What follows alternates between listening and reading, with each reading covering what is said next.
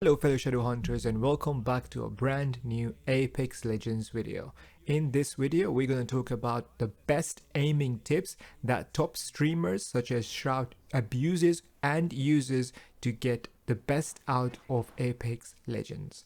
If you're new here, make sure to like and subscribe. Now this guide won't be overly technical and not too long, so don't skip any sections and let's dig into this video. The first best Apex Legends aiming tip is recoil management.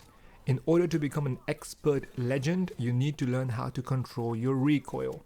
You may already know this, but it's worth stressing it over and over. In case you don't know what recoil is, it's essentially the movement of your gun when you start firing. Each gun will start tilting upwards and to the side, depending on what kind of gun you're using. So you know the feeling of watching your favorite streamer and having them burst down people with R99, R301 or WoW like it's a hit scan laser weapon? Yeah.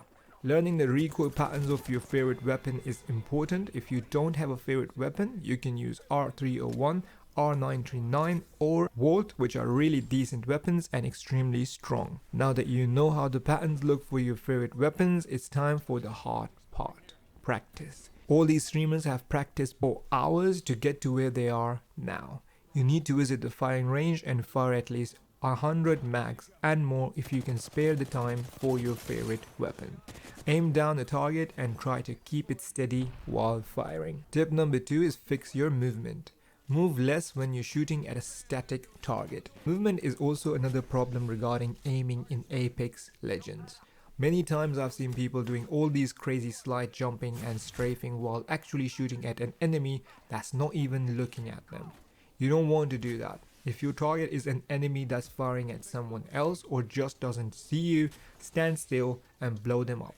If you don't blow them up fast enough, and they start firing back, then you can start moving and doing crazy moves to avoid incoming damage. There's no pattern to this, just do whatever you can to avoid damage.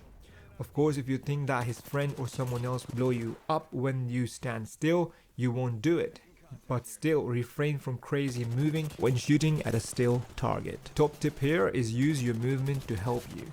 For instance, when using shotguns like Peacekeeper, try actually not to aim downside a lot and just shoot from the hip. Move your body between the shots, keep the aim aligned with them and move only your body. Many players prefer the flicking aim, but I suggest you try this one. No flicking and you will be more precise. Number 3, hitbox and their importance. A lot of people don't think about this, but it's extremely important.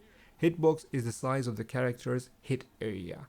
If your bullet hit this particular character's hitbox, it registers damage. Pretty simple. The running animations are also quite important. Each character's hitbox changes when they're running, notably Raid and Octane. I know they have changed Raid's run at the moment, but it's still very different and still she's very hard to hit as opposed to other legends. Therefore, learning how big the hitboxes of each legend and their running animations will help you immensely with landing more consistent shots. Number 4, know when to shoot and when not to shoot. Now we're going to talk about discipline. Knowing when to actually shoot and how much to shoot. Most amateur players just start shooting as soon as they see an enemy in front, unloading their mag and then stuck in a slow reload animation. This is not what Apex Predators or Apex streamers do. Instead, you should wait for the enemy to start moving in a longer, predictable pattern, if possible, of course. What this means is try to wait a very small period of time before they engage in a predictable pattern, such as slide, strafe, or a jump. Most people do this.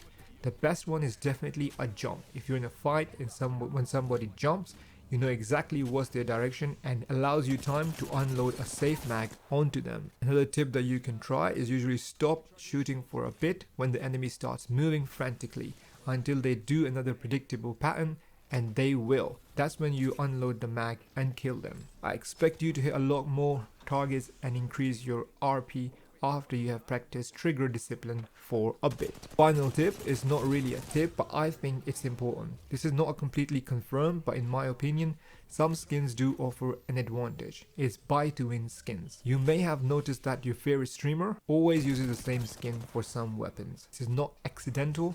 They don't use it because it looks nice or it is their favorite skin. They may call it pay to win. It truly is. There are some skins on some weapons that allow such advantages. Skin for Wingman, R99, Peacekeeper, Havoc, and Vault do have some buy to win skins. If you don't know which one they are, I have posted videos of that, you can check them out. Essentially, these skins have a little thinner model, which means that it takes less of your screen, allowing you to see more of the actual fight. However, the most important thing these skins share, they are better than the other skins, which allow you to aim more effectively because again, you see better. If you don't have enough real money to purchase them, maybe you have enough crafting metals. That's all there is, guys, for this video. I hope it helps you raise your RP and get the rewards that you desired. Make sure to like and subscribe if you're new here, and comment below your favorite skin and your favorite weapon that you use in Apex Legends.